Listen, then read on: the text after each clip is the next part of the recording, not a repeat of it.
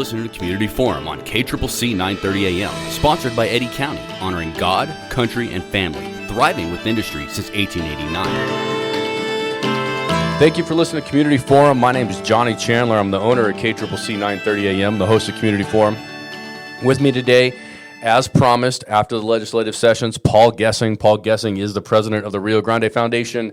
How are you doing, Paul? Oh, doing all right. Not quite caught up on my sleep yet, but we're glad to see the 2025 legislative session, 60 days in the books. Of course, we've already been told by the governor that she plans a special session. During the session, she said that was going to be dealing with Medicaid and federal cuts potentially to that program. Now she's moving on to talk about gun violence and crime, and part of the outgrowth of that Las Cruces shooting that happened, I think was the evening before the final morning of the session. So fresh in everybody's minds. And, the governor's been on this crime kick. Not much happened in that regard this session, but a lot of moving parts going on as we end the session and move into bill signing and all that good stuff. Yeah. Didn't she do a special session last year, supposed to be on public safety? She did. The progressives kind of used the lingo, gave the governor the Heisman. They kind of told her thanks, but no thanks. Republicans, by and large, showed up, ready to go with some of the governor's crime priorities. I don't think they were in 100% agreement with her in her approach, but and there were bills that passed this session on crime. I'm not really the guy to talk to about the ins and outs of all the crime bills. I follow the gun rights issue, even though I'm no gun expert, but for our Freedom Index, we tracked those bills, and there was just the red flag expansion, enhancements, making it easier for police to take guns from people they deem to be a threat. That's HB 12.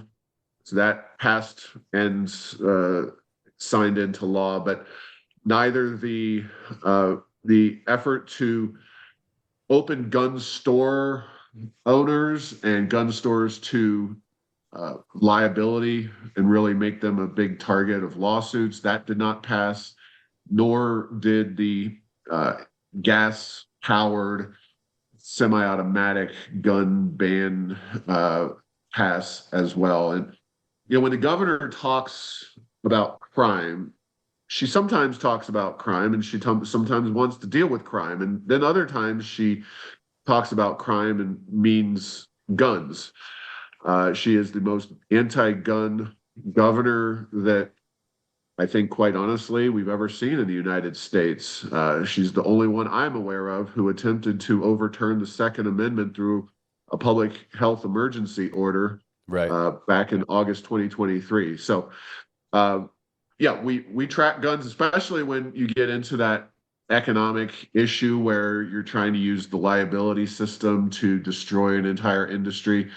Very big concern for us at the Rio Grande Foundation. We tracked all those bills and many more at the Freedom Index, available at riograndefoundation.org. And you can see how your legislators voted there. As we record this, not totally finalized. We're waiting for a few votes on a specific issue that we're going to talk about shortly as well. But we tracked all the bills, and it's pretty ugly for a lot of the Democrats went real far to the left this session. Yeah, and there's a bunch of new legislatures as well that were this like their first session, right? A lot of new faces up there on both sides of the aisle. Yes. Yeah. All right. So let's. I don't know how you want to get started. I know arrowsoфenchantment.com is a great place for anybody to go if they want to keep updated on what's happening. But so you got plenty to talk about. Your Freedom Index is important. It's not done, but it's updated continuously. Exactly. And let me just jump into it, and I'll get back to the Freedom Index, and I'll explain the situation. So this year, we talked during the session about the lack of tax reduction, lack of tax cuts.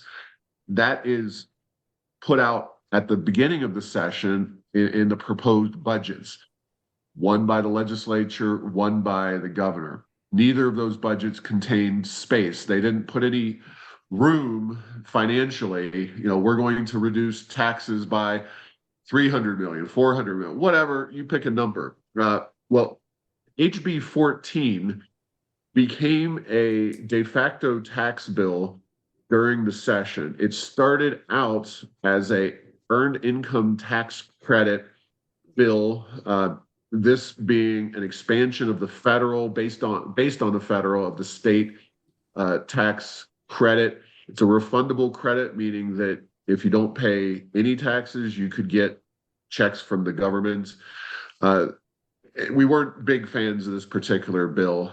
It also doesn't reduce taxes for anybody but those recipients, and it creates all kinds of problematic incentives because as your pay increases, you expect to earn more money, but when you have these kinds of limited tax credits, it messes with that and creates various cliffs that make earning more money can result in you earning less money.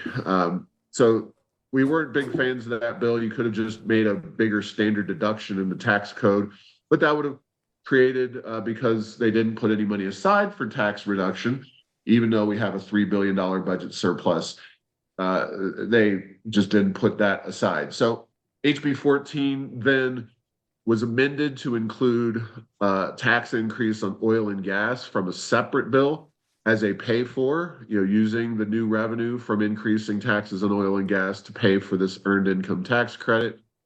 That was rammed through the House on a partisan vote. Democrats supported. Kind of shockingly, all Democrats supported it.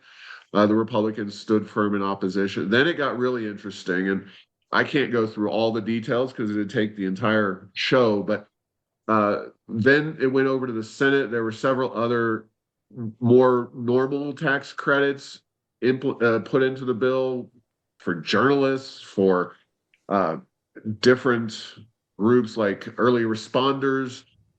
And then the oil and gas tax was pulled out. It passed the Senate, but then there was this impasse between the House and the Senate. And long story short, what happened is that they were able to agree on the earned income tax credit, not paying for it entirely.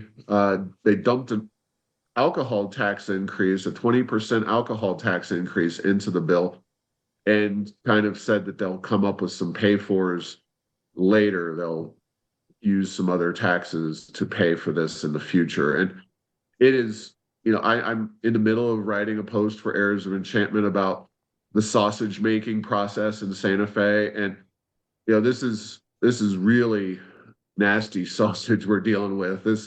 It's not even going to taste good by the end of the end of the deal. It's just an ugly piece of legislation.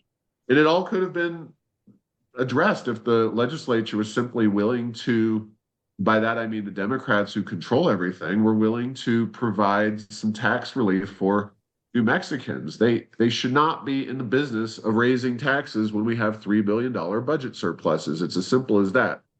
So that was one bad bill that we followed in the session.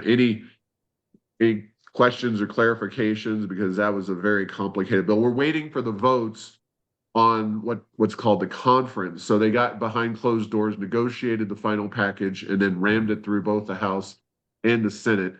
I don't know if those were unanimous votes or not, because those votes, there's essentially no way to put them up on the website, the legislature's website. So I'm requesting from them those votes. And that's one of the reasons the Freedom Index isn't finalized yet, because we weren't fans of the final HB 14. Well, I guess Paul, my understanding is that there's not going to be an alcohol tax increase. That's not happening at all. So are you telling me that's different? The final bill had a 20% increase on alcohol in it. There was HB 417, which did not pass, but these these conference committees and these tax bills, they can pull stuff out of thin air that's never even been introduced in a bill. Remember, the original idea was to put a new 6% point of sale tax.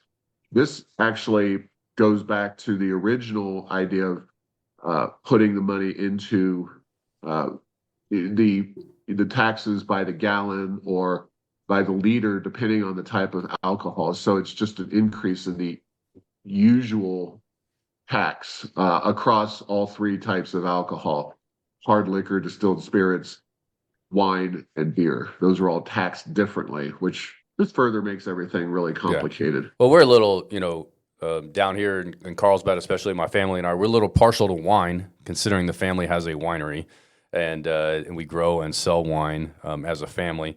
And I thought I remember one of the legislators, a young one, a new legislature, will not recall this person's name. I do believe it was a woman, stating that she says if we increase the amount that it costs to buy alcohol, then younger people will stop drinking alcohol. That's literally what this legislator said. And I think that we all know that alcohol is a recession-proof item and has been proven so.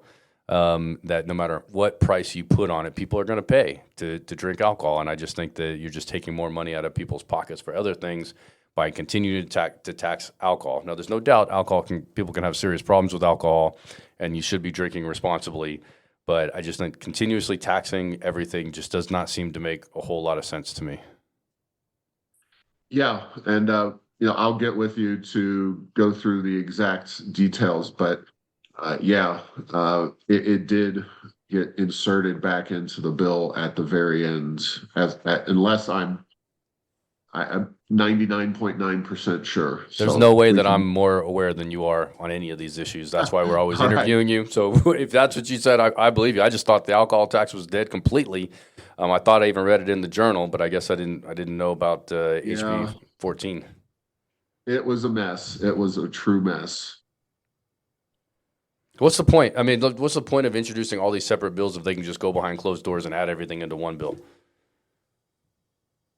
Oh man, that's a great question. And I certainly have expressed huge issues with the process, and I'm happy to discuss that because I wrote an entire post up at Airs of Enchantment. Now, this whole idea of doing things behind closed doors and at the end of session, uh, and ramming things through, it's much more of a political expediency because they didn't have agreement on the bill as it stood, and they wanted to do what they wanted to do before the session concluded. They had that hard stop at noon on Saturday. But in terms of the process, uh, there's huge problems with the process, and I pointed some of them out. Now, I'm in Albuquerque, so I'm within striking distance of Santa Fe. If something's coming up, I can easily hop in my car and get up to the legislative session in an hour and get back home. And of course, I do this on a full-time basis, so it's relatively easy for me. But you know, if you're down in Carlsbad, you're trying to catch things while they're being heard online from Zoom meetings. You're trying to time really critical hearings that often get moved very randomly. For example, a bill that would have eliminated the EV mandates, HB 270, I believe. It was introduced and it would have eliminated the EV mandate, and it would have prohibited the unelected boards from doing that kind of thing in the future. So it was a very good piece of legislation, one that I was very interested in. Well, I happened to be in the room on a Tuesday morning when that was heard in the Environment Committee in the House. And, you've got people like expert witness Carlos Garcia, who his family owns the Garcia auto dealerships, and they're all over Albuquerque. They're one of the biggest dealers here in town, and they're Right. really fighting against this.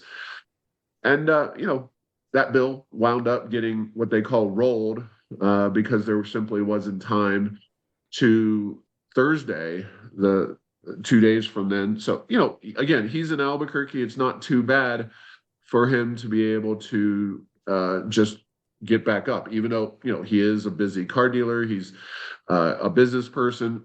It's a inconvenience, but if he was in Las Cruces or Carlsbad, it just becomes a prohibitive situation to have to come back and forth for that testimony. I mean, it's already a big enough waste of his time to get up there to Santa Fe, to sit through the other bills that are being heard, and then to have to come back up on a Thursday and finally have your bill heard. So it's the process is a mess. The lack of transparency, the inability to often get your voice heard, whether it's on Zoom and just the technology and the kind of, I think, lack of genuine interest in hearing what people have to say.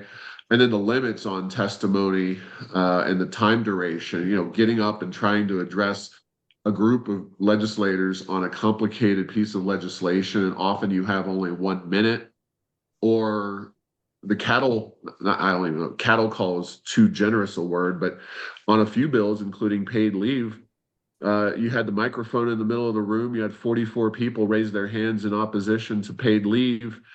And they said, well, we'll take the first 10 to get to the microphone. So you literally have people trampling each other to try to get to a microphone to express their views. It probably would take just one lawsuit by a disability rights advocate in a context where you're dealing with some kind of bill like that to file a lawsuit. But isn't that interesting though? Because think about county commission meetings, city council meetings, things of that nature. If 45 people wanted to go up and speak on an issue, now they're only going to get 3 minutes, right? But if 45 individuals wanted to get up and speak on an issue, the council and the commission would stay there till everybody had an opportunity to speak. They don't cut it off, right? Yep. So why is it any different on a state level? Why is it more restrictive on a state level than it would be even on a municipal or county level? I'll say it as simply as I can, and I think it is rules for thee and not for me. Yeah. Yep. The legislature, even for short periods of time when they had one body or another under Republican control. Now, I remember back in 2015, 2016, where the Republicans had the House, and I was testifying there on right to work bills that were being introduced, and they moved the hearings to the House floor when the House floor was vacated, and you could have all the people who wanted to speak, and boy, they did. I mean, it was long, and I'm not saying that you have to absolutely give everybody the ability to rant and rave for as long as they want, like happened back a decade ago, but yeah, you should have a system in place where people get to say their piece, especially in a 44 people is a lot of people, but if you give them all 2 minutes a piece, you're talking about an hour and a half or so. That's a small price. That's a small price for a state legislature. I don't like to call them lawmakers because that just insinuates they're only there to make laws. We can also get rid of laws too sometimes, but that's a small price to pay for the impact that it's going to have for most New Mexicans, in my opinion. Small price to pay to sit there for an hour and a half to listen to your constituents. Yep, and the article I wrote up on that was the process in New Mexico's legislature stinks and it hinders democracy.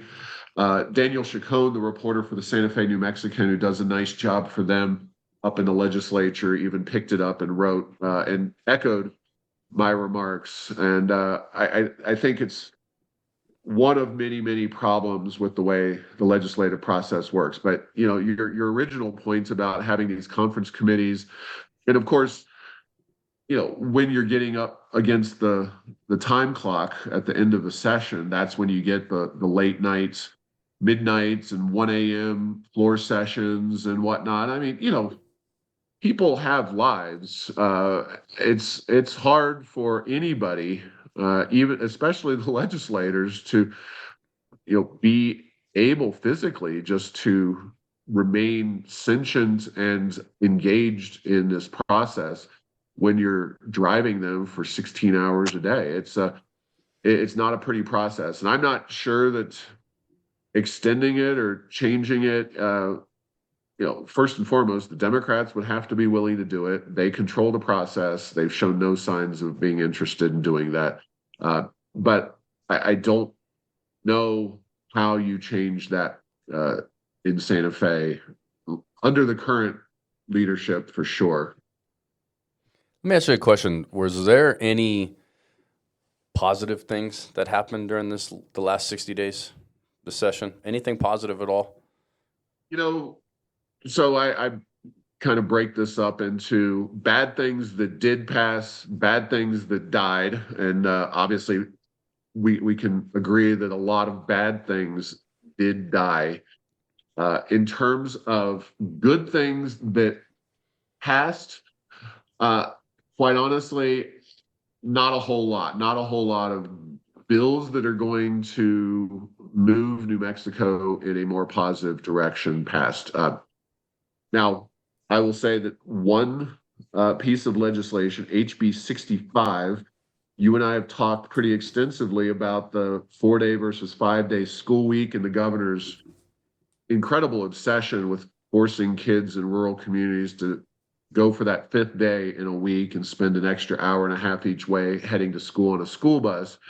Now it'll be potentially a electric school bus, but that's a whole different story because of a bill that passed this session. But so HB 65 would have explicitly enshrined the flexibility for the 4-day school week into law. It passed both houses, and I believe it passed unanimously or with very little opposition in both houses. Then the governor vetoed it because there are restrictions now on how long the governor of either party can sit on a bill before they veto it. The House had passed a unanimous veto override to officially make this the state law. The Senate never did it. Now, this was again towards the end of the session. I'm fully expecting that the governor was making phone calls and telling her closest allies in the Senate, don't let this bill up for a vote to become my first official veto override. But that would have been one of the positive things. I mean, it's a pretty positive thing to have unanimous support for local control in the legislature. But in terms of the Senate passing the override to officially override the veto, that did not happen. And unfortunately, we talked about the court case. While the initial judge has ruled with the school districts that they can pick 4 or 5 days, the governor has decided to appeal that, which if I was her closest political advisor and agreed with her, which I obviously don't, I would have told her, you don't need to go there. You've made your point. You have no right to tell these local districts what number of days they should have in a given week. But that's the way our governor operates. She wants her way, and she's going to use our tax dollars in these lawsuits to try to get her way. And it's unfortunate, but that's this governor. Feels a little authoritarian, I guess. Just to localize what you're talking about is here in Eddy County, we have a community called Loving, New Mexico. And in Loving, New Mexico, that is a school, one of those towns that's basically a school district, right? The whole town is employed by the school.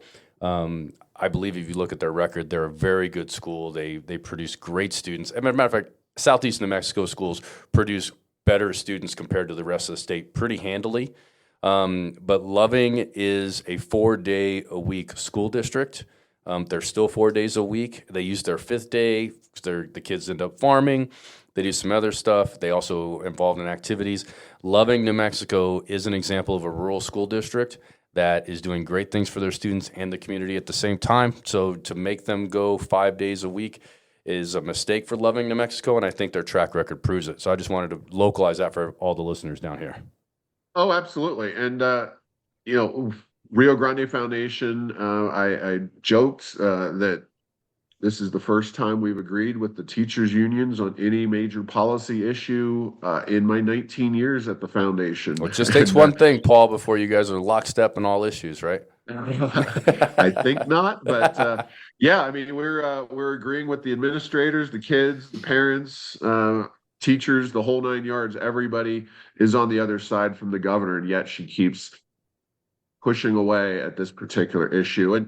And she's even talked about how uh, the education policy is made by people who are directly involved in the system as administrators or teachers. And she's claiming that these reforms, that these mythical reforms that she's pushed in the legislature have been killed by these people who have a stake in the process. And if the governor had somehow put forth a school choice bill or some kind of accountability measure to reform our system, and it got shot down in the legislature, I would have said sure. But she hasn't done anything like that, and yet she makes this point. I just don't understand where she's coming from on these issues. So it's very confusing to see her in action and try to get an understanding of what she's trying to get across. All right, Paul. Well, I mean, you and I could literally talk for hours. I find it very interesting, but I do only have a 30-minute show, unfortunately, and we've kind of made it a little bit into the show. So I've got about 5 or 6 minutes left for you, but I want you to just take the wheel on this last 5 or 6 minutes and really let us know what you think the majority of our population in Southeast New Mexico needs to take away from the legislative session. So let me go through just quickly a few of the worst bills that passed and I expect to be signed. We mentioned two. HB 6 imposes New Mexico's prevailing wage law on construction for now on projects that get industrial revenue bonds, which gets you a big property tax advantage and some other tax advantages. So it's an economic development tool. We're not actually big fans of the economic development tools because we think our taxes should be low and our regulations should be low. But the legislature takes their marching orders from the unions, the trade unions, and they decided to impose these artificially high prevailing wage laws. This is HB 6. HB 91 gives utilities and the PRC the ability to charge low-income New Mexicans a subsidized rate and stick the rest of us with the subsidy, paying the subsidy for that. That's not a good piece of legislation, especially since the utility prices are being driven up by things like the Energy Transition Act of 2019 and other government policies. HB 69 is the Loan Forgiveness Multiplier Act. That basically makes it easier for students to receive the public paid for student loan forgiveness if they work 10 years for federal, state, tribal, or local government. So you're using tax dollars to further incentivize people to get involved in government thanks to loan forgiveness. We need people in the private sector. We don't need more government employees, Pete's sakes. Right. HB 71 takes money out of the early childhood fund accounts, even though the student population in New Mexico is going down. The money is flowing into that account, and they decided to spend more of it. New Behavioral Trust Health Fund, SB1, at a cost of $1 billion, been created. HB 586 allows the Healthcare Authority of New Mexico to review any acquisitions and mergers of healthcare entities in New Mexico. So that's actually going to have the reverse effect on our medical provider shortage by essentially telling anybody who wants to invest here in medical centers, if you close or get bought out, you may not be able to do that because the government's going to control that process. So it's a bad piece of legislation. Royalties going up, SB 23 on state lands on oil and gas.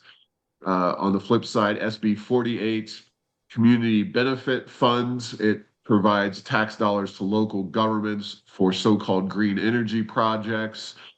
And HB 64 allows the state to offer in-state tuition, access to financial aid to students regardless of immigration status. So they will get in-state tuition and financial aid, even if they're not citizens of the United States, let alone citizens of New Mexico.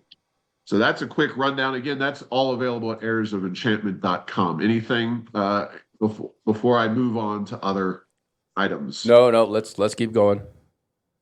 So, of course, some of the good things that happened, the best things that happened involved killing of bad bills, most notably paid family leave, the welcome family proposal. HB 11 is really what we're talking about there. Which, real quick, Paul, that was a blanket tax increase on every single person that lives in the state, whether you're a worker, a business owner. That's all that was a tax increase on everybody and put into some arbitrary fund that would have been depleted in no time. Absolutely. And as they should do, the Senate Finance Committee did their job. They took out their green eye shades and they really looked at the viability of this program, this proposal. They found it wanting. Of course, the previous bill was equally non-viable, but it was more of what the progressives really, really wanted. The revised version that ultimately passed the House and was killed in the Senate Finance Committee as kind of the last stop. It had been changed dramatically, and they didn't really focus on the viability of the funds and this solvency issue. So that died. That was before the session we said that was the biggest single bill, and it was, and we are very happy that failed. That's coming back, though, isn't it? Or didn't Representative Christine Chandler? We don't know what it's going to look like, right? But obviously, we expect that to come back. Well, I just want to say real quick that go ahead. That my last name is Chandler, right? And Representative Christine Chandler makes me feel embarrassed to have the last name Chandler in the state of New Mexico. If you listen to what she does and what she's proposing, I think that she's obviously incredibly wealthy somehow, and nothing that anything does in the state affects her at all. She's not an average individual. I would tell her this at a public meeting, that I'm ashamed. This is the only time in my life I've been ashamed to have the same last name. I mean, there's Representative Caleb Chandler, who was Matt Chandler's father, who's now a judge in Clovis. There's been some really good Chandlers in the state, in this history, in the history of this state. And she is quite possibly the worst one, who's way, way left. And it makes me a little embarrassed. I had to get that out. I hear you. So that was obviously a critical win for all of us. And Chandler, by the way, that one, Christine, she works at Los Alamos National Lab. So she's got a very high-paying gig, I believe, in kind of the equivalent of a DEI office, from what I'm told. So no word yet if Trump's going to try to take a scalpel to some of those DEI officers at national labs, which are technically not run by the federal government, but that's a story for a different day. Right. In terms of other things, we talked a lot about no tax reductions, no medical provider effort to get more doctors in here, medical malpractice, the compacts, nothing on the EV issue. Not enough on crime, especially children or young people in crime. So there's a lot of just things that should have happened. Nothing really significant on the education system. I should mention roads and infrastructure. HB 450 is the capital outlay bill, and that's an account with $6 billion sitting in it already. We have the worst roads in the country. But in that bill, HB 450, the legislature, the governor put in $10 million for another abortion clinic. This one for northern New Mexico. Another $10 million for construction of a film school at C&M to support the already heavily subsidized film industry. $4 million for runway and infrastructure improvements at the failing spaceport. And $1.5 million for alternative fuel charging stations, alternative fuel / charging stations. So whatever they need, but that's for the new EV and alternative fuel bus fleet that they decided was a brilliant idea this session. So ultimately, the capital outlay process was fatally flawed because it's just a grab bag. They call it the Christmas tree bill. Legislators just take what they can get and throw it up against the wall and hope that it survives. And then you get these boondoggles like a taxpayer-funded abortion clinic, and it's terrible. It's a terrible system and needs to be reformed. Paul, how long have you been president of the Rio Grande Foundation here in New Mexico? I started in March of 2006, March 1st of 06. So we are just 19 years. A lot of people vote with their feet, right? They leave the state when it just feels like we're getting beat down over and over and over again with this very democratic liberal legislature. How do you do it? Just to sum it up, just to close it out, how do you keep fighting the good fight every year for almost 20 years now? Well, I mean, I raise the money and we get paid. So I mean, it keeps my family fed and my house payments in order. But it is frustrating. I mean, I enjoy the policy debate and discussion. I wish that Santa Fe wasn't full of people who seem to want to keep New Mexico poor and lacking in education and just in a bad state of affairs. But the fact is that that seems to be where we are with the legislature and this governor. So I hope for the future. I fear very much a Deb Haaland governorship. If that were to come to pass, that might be a game changer for my family and for a lot of people, I think, in New Mexico.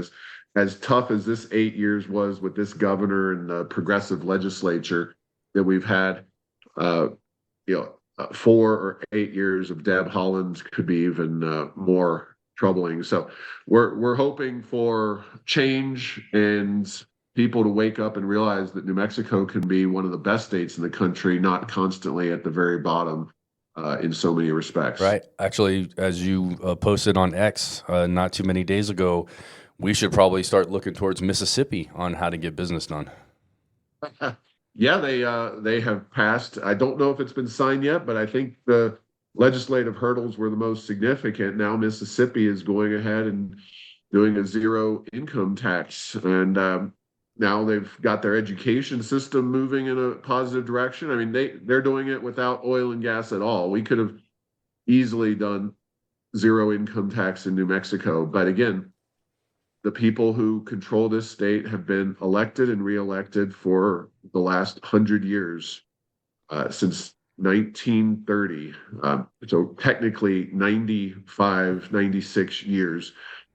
That's just too long for one party rule, and it shows New Mexico is not in good shape, and we got to change. I agree. Paul Gessing, president of the Rio Grande Foundation, heirsofenchantment.com. What else do you got floating around there, website-wise? Tipping Point New Mexico, our podcast that you're kind enough to run, and we talk about a lot of these issues as well on that.